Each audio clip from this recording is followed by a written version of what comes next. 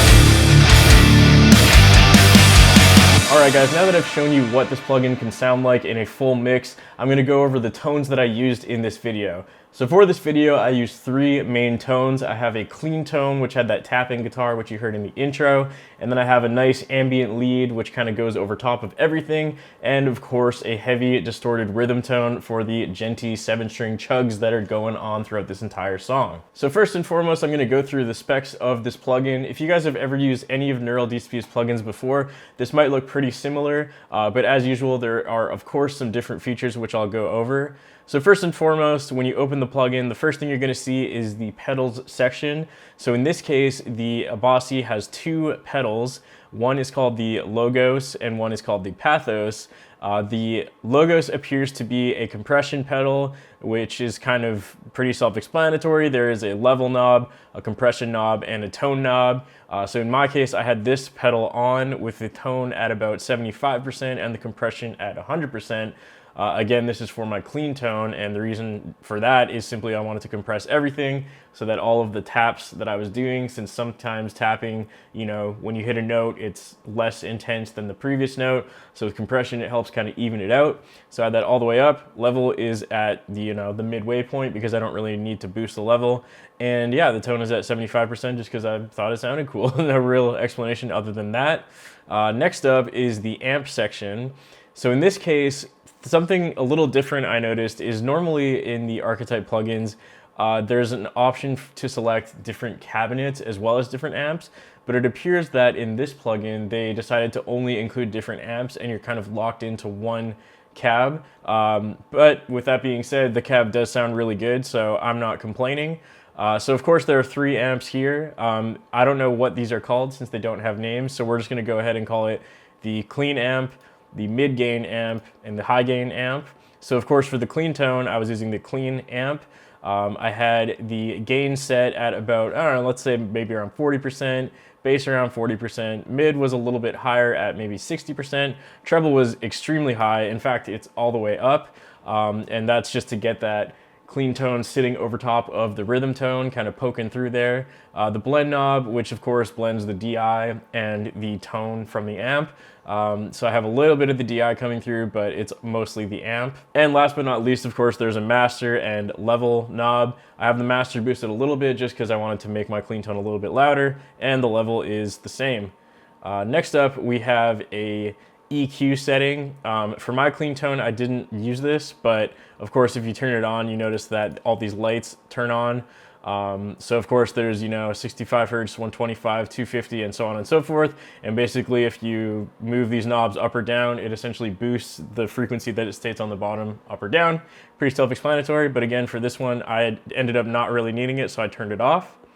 Next up, we got the cabinet section. So again, you can't change cabinets here, which is a little different from most neural DSP plugins, but the cabinet sounds really good. And of course, what you can do is change the different mics, or you can load your own custom IR. And of course, the custom IR simply means a custom impulse response. I personally usually just go to the default, which is the dynamic 57, which is of course based on like a Shure SM57. So I got that over there. I think I left everything pretty much at default. The position is right around the midway point, a little bit to the right. Level is in the middle.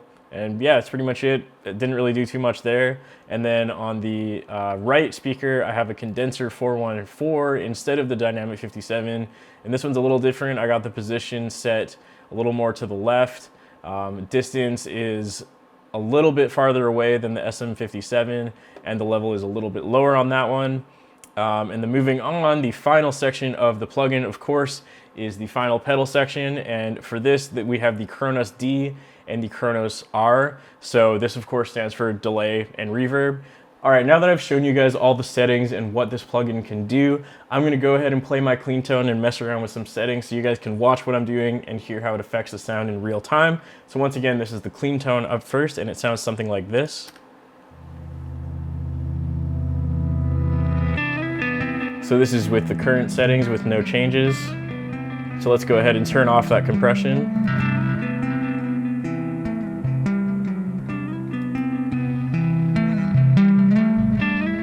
So as you can hear, the compression adds a lot to those notes. We can boost up the tone a little more, kind of breaks it through a little bit.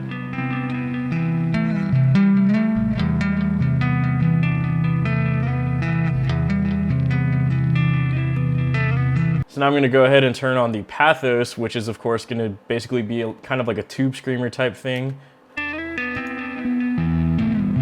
So you can hear it breaks up the sound nicely. You can increase the gain a little bit if you want to get a little bit of a dirtier clean tone. If I switch the voicing to edge, it kind of makes that note even more trebly versus the smooth.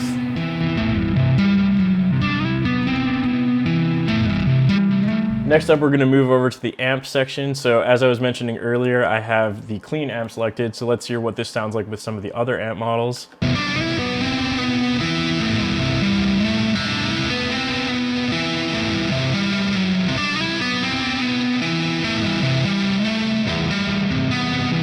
You can get a nice little breakup in there as well if you just leave the gain super low.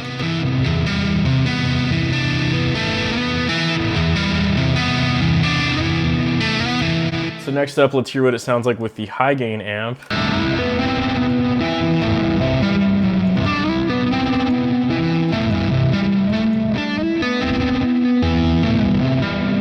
It's got a really nice breakup to it though. It's got a tack knob. Kind of just sounds like a built-in tube screamer almost.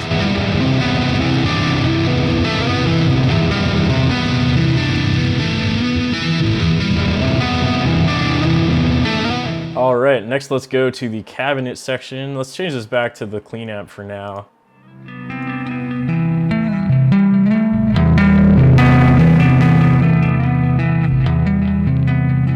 You can increase the distance of the mic so it's farther away from the cabinet, or move the position so it's at the side, which of course gives you a lot more bass. All right, and last but not least, let's go over to the final pedal section, which is the delay and reverb, and see what that does. So if I turn both off, pretty dry. Let's turn on the delay. Turn up the mix knob. So it's basically only the delay that's coming out and not the initial note.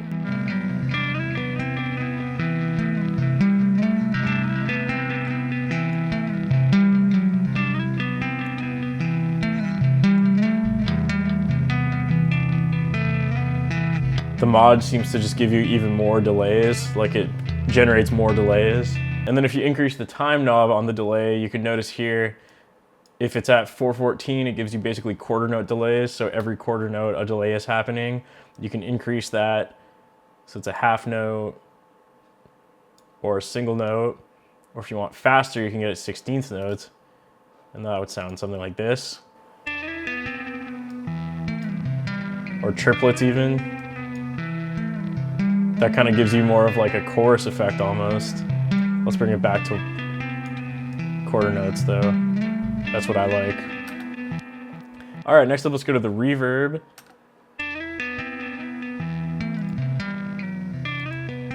So as you can hear, pretty self-explanatory. Add some nice reverb into that. You can make it so it's only reverb, and then that way there's no initial note at all. All right, so now that I've shown you guys my clean tone and what I did there, I'm gonna move over to the solo section, or not solo, the lead guitar section. For this one, I actually just used one of the presets that's included in the plugin.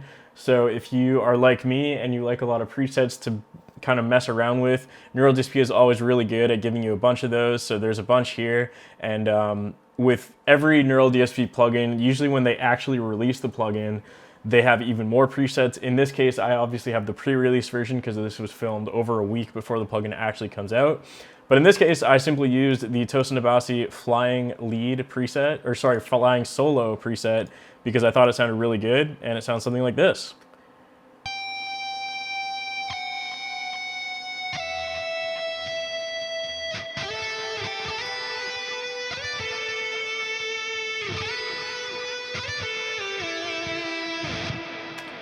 So I didn't really feel the need to change anything with this preset because I thought it sounded awesome. You guys can try this preset out yourself. It's called the Flying Solo. I really liked it.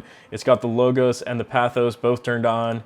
It's using the high gain amp, the highest gain amp, I should say, as well as using, you know, 2 dynamic 57s, and it's using both the delay and reverb. So pretty much every possible thing in this plugin is turned on all at the same time with this setting for the lead guitar, and I thought it sounded great. Next up, we're gonna move on to the final guitar tone, which is of course the Djenty rhythm tone. So for this one, I just named it Bena Rhythm Test 1 because I'm super creative with my naming conventions, and it sounds something like this.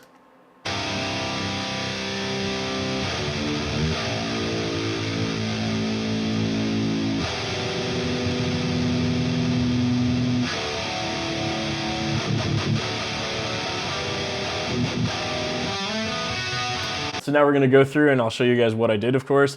This time around, I did not have the compression turned on because with adding a ton of distortion and gain, I feel like adding compression is kind of overkill and unnecessary. However, I did have the pathos on because again, it kind of added more of like a tube screamer type effect to the beginning. So the volume's just at the middle. Bass and middle are slightly cut to maybe like 45%, treble's boosted slightly to 55-60%, and gain is at about 60 to 65%. I chose to use the edge voicing because I thought that the edge basically added more pick attack, and I thought it sounded pretty good. Next up, we're moving over to the amp. In this case, I actually chose to use the middle amp, which is kind of the medium gain one. I thought that this one sounded the best personally, and I'll show you guys why. I'll play that rhythm tone once again and show you guys what it sounded like with the other amp.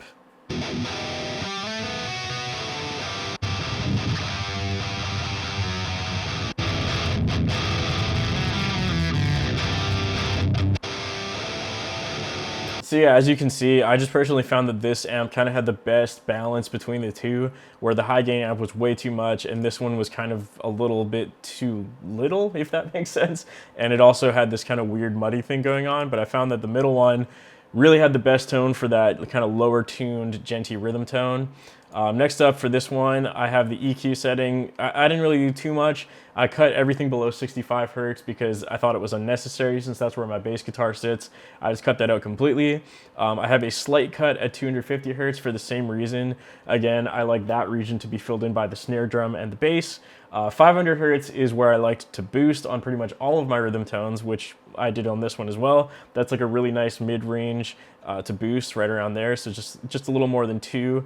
And then at 4 kilohertz, I cut it by -2 because that's kind of that annoying trebly sound that a lot of rhythm guitars tend to have, especially when you add a ton of gain. Kind of sounds like a whistling frequency, so I always cut that a little bit. Next up, moving on to the cabinet settings. Once again, it's just 2 dynamic 57 mics. The position, I think I just left this as the default from what it gave me from the default amp setting, and I didn't really do too much to this, but I guess if we take a listen, we can hear how it changes if I change up the microphone. So let's go ahead and do that.